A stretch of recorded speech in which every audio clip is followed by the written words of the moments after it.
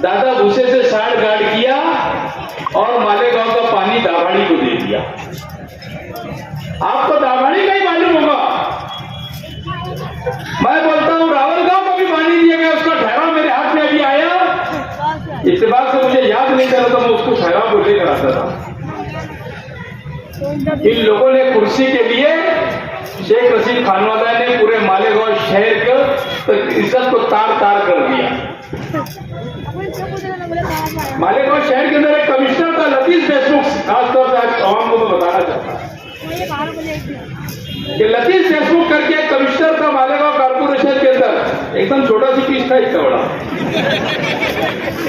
वो जब रिटायर हुआ यहाँ से तो उसने मुझे बंगले के ऊपर ध्यान से फोन करके बुलाया कि एजाज भाई आप मेरे बंगले के ऊपर आओ। मैं जब बंगले के ऊपर पहुंचा, खुदा रसूल की कसम उसने जो बात बोला, अल्लाह को हाजिर नाजिर जान के बोलता कि उसने ये कहा कि ये शेख आसिफ मालेगांव शहर के लिए कैंसर है, इसको अगर तुमने खत्म नहीं किया तो मालेगांव शहर कभी तरक्की नहीं करेगा। कितनी बड़ी बात है, एक आयुक्त का कमिश्नर बोलता। आप समझ लो कि कितना करप्टेड आदमी है।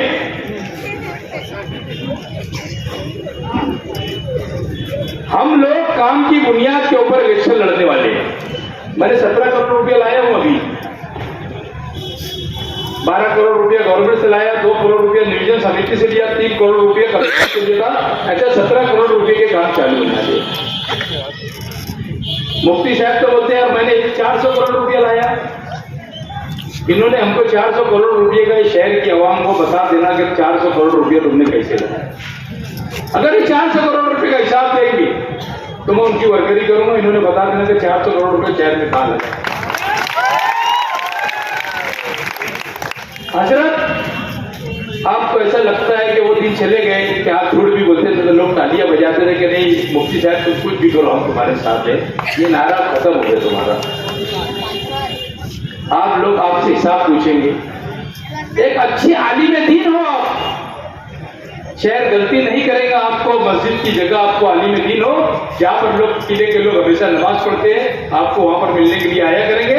आप आराम करो, ये 5 साल तक के एजाज बेद को मौका दो, अल्लाह ने चाहा तो शहर के अंदर काम दो।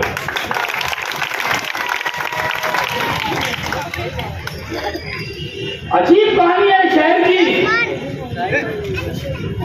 रजिस्ट्रार ऑफिस उधर चले गया, बैंक उधर चले गई, एफडी ऑफिस ऊपर चले गई, बाकी यहाँ के लीडरान ने एक लफ्ज को बोला होता कि क्यों गई यहाँ पर। रात रात भर मां बहने बैंक के पास नंबर लगा के सो रही, बाकी यहाँ के लीडरों को पसीना नहीं आया कि जाकर वहां पर बैंक के मैनेजर को कहे कि हमारे शहर के अंदर भी 2-4 बैंक को खोल जाए। मैंने रजिस्ट्रार ऑफिस के लोगों से जाके बात किया और उनको यह कहा कि अगर आपकी जगह की तरक्की होगी तो मैं मालेगांव कमिश्नर से बात करूंगा, और बात करने के बाद आपको कारपोरेशन के अंदर एक रूम दिला के, जूनी कारपोरेशन के अंदर मैं एक रूम दिला के आपको यहाँ पर रजिस्ट्रार ऑफिस खुलवा दूंगा, जहां पर खरीदी बिक्री होगी। सबसे ज्यादा टैक्स मालेगांव के अंदर जाता,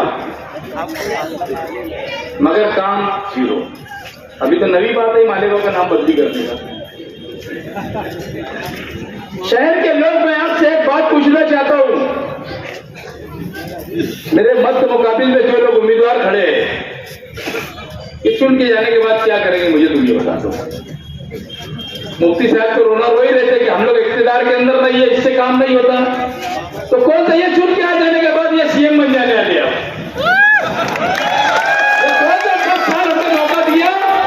आप कौन सा सीएम बनने वाले हैं? अरे वो हमारा भाई, उसके दिमाग में तुम्हें लगता वायरस है। इस्लाम पार्टी लाया, अजीत दादा के हाथ से इस्लाम बेच रहा था मालेगांव की। इस्लाम बेच रहा अजीत दादा के हाथ में पार्टी, और इस्लाम बेचने का काम शुरू किया। क्या हमारे शहर के लोगों को मालूम नहीं है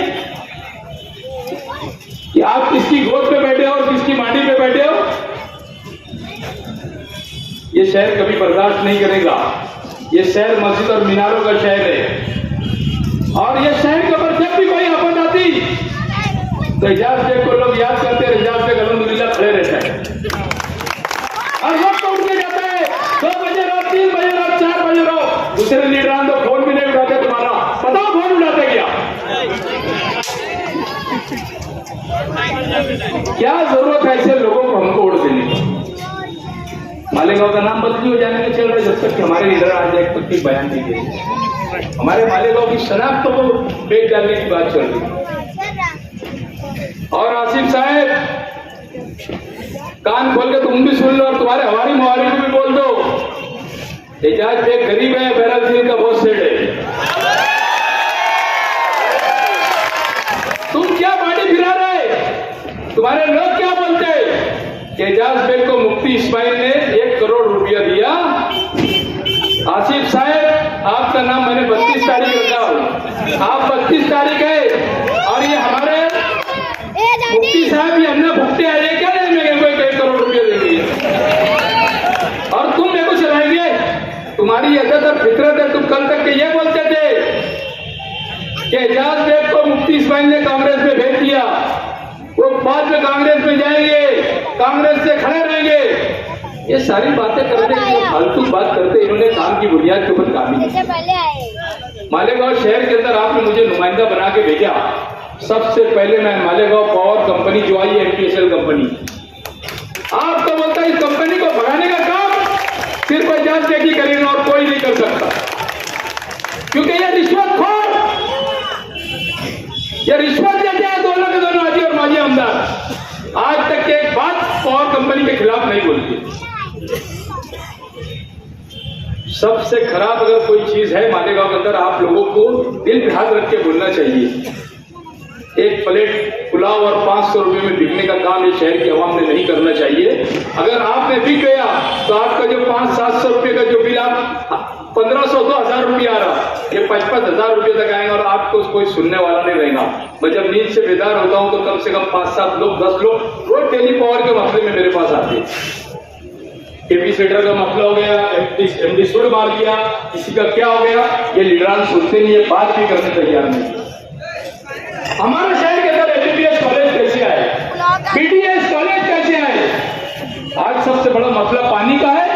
वासुल गांव के अंदर 150 एकड़ जमीन है। अगर आप लोगों ने मुझे नुमाइंदा बना के भेजा तो गवर्नमेंट से वो जगह लेकर 350 एमसीएफटी पानी वहां पर जमा होगा और वो पानी के भरण का दाम में एजाज को छूट करेगा। इनको तो मालूम भी नहीं होगा कि वासुल गांव का है। मुझे इनको बताओ मैंने वासुल गांव कहां पर है, क्योंकि हमको काम नहीं करने का है, हमारे पास पैसा है। अजीत दादा ने भेजा हुआ करोड़ों रुपया है, मौलाना के पास भी सिंधे का माल है, दोनों के पास बीजेपी गवर्नमेंट से भेजा हुआ पैसा है और वो मुसलमान को खरीदी करने के लिए यहाँ पर भेजा है। तो ये कौम बिकेगी क्या? बताओ मुझे, जोर से बोलो, बिकेगी क्या? अरे गधे का भी तो रेट 10-12 हजार रुपये होता है, तुम्हारा रेट 500 रुपये लगाते ही।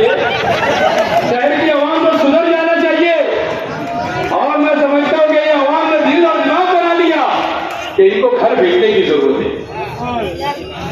इन्होंने कुछ काम नहीं किया। 5 साल वाली वालदा मोहतरमा 5 साल मेयर थे।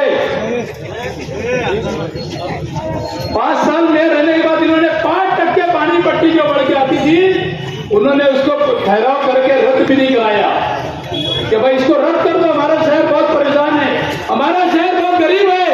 अगर वो चाहते तो 5% पानी पट्टी ठहराव करके रद्द करते थे और रद्द करने के बाद वो आज रुक जाती थी, मगर ऐसा इन्होंने नहीं की। इनको जरूरत नहीं है आवाम की, इनको इनके पैसे से पैसा होना, करोड़ों रुपये का घपला फिर इन्होंने ठेके के अंदर किए, कचरे घोटाले अभी फिर किए इन्होंने। बच्चों की खिचड़ी खा जाते, कहाँ के लिए चोर? अरे हमारे मासूम बच्चों की खिचड़ी तुम खा रहे, जो उनको खिलाना चाहिए तुम वो नहीं खिलाते। तुम बच्चों को वही दाल चावल लेकर आते, जबकि शेड्यूल 8 दिन का अलग अलग शेड्यूल होता है बच्चों। बताओ बच्चों को खिचड़ी के अलावा कुछ मिलती क्या? दाल चावल के अलावा कुछ मिलता क्या? रोज उसल, चौली, मटर, अंडा, केला, दूध, ये सारी चीजें शेड्यूल के अंदर है। और मैं तो समझता हूं कि मेरी बदुआ लग गई, नया जीआर आ गया कि स्कूल के अंदर वापस खिचड़ी देना, कि जो जीआर आया ये रद्द करना, मैं बार बार बोल रहा था, उसका जीआर आ गया और इनका ठेका सब रद्द हो जाए। मैं आप लोगों से वक्त की कमी की वजह से मैं आज बहुत सारी बातें करना चाहता था, मगर मैं एक बात आपको बोल रहा हूं कि 20 तारीख को आने वाले वक्त के अंदर 12 तारीख का जो हादसा हुआ था, यहाँ के आजी और माजी आमदार ने जो फंसाने का शहर के अंदर लोगों से काम किया था, आप उसका बदला 12 तारीख का बदला 20 नवंबर को लेंगे, ऐसी मैं आप लोगों से अपील करता हूं। और मैं आने वाले वक्त के अंदर बहुत सारी तफसील से आपको बताऊंगा कि क्या काम करना है, शहर के अंदर क्या लाना है, आपने नुमाइंदगी की है तो मैं क्या करूंगा। शुक्रिया, जय हिंद, अस्सलाम वालेकुम।